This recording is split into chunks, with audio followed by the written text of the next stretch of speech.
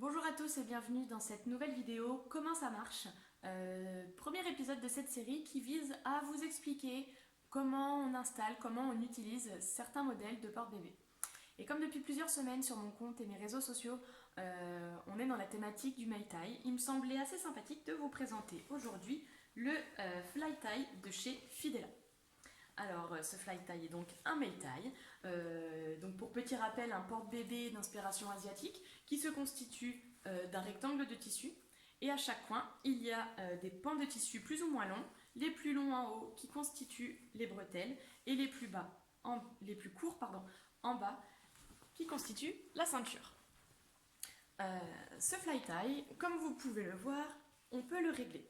On peut régler la largeur de l'assise, ici, grâce à ce petit cordon qu'on va serrer, desserrer, la hauteur du tablier, le même système de cordon, et même resserrer au niveau de la nuque de bébé, ce qui sera surtout utile, ce réglage-là, quand on porte un assez petit bébé, pour pas que la tête s'en aille trop en arrière, et pour bien contenir la petite boule de bébé.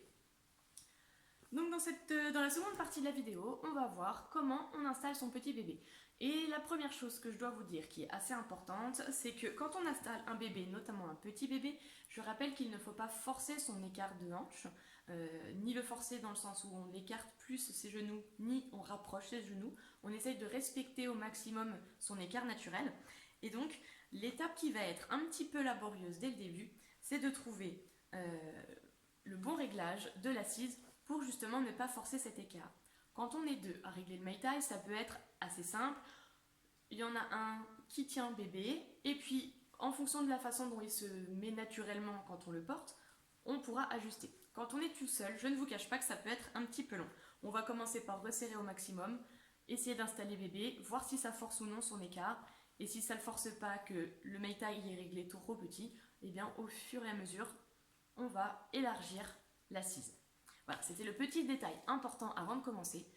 Et donc maintenant, on va voir comment on règle tout ça. Suivez-moi.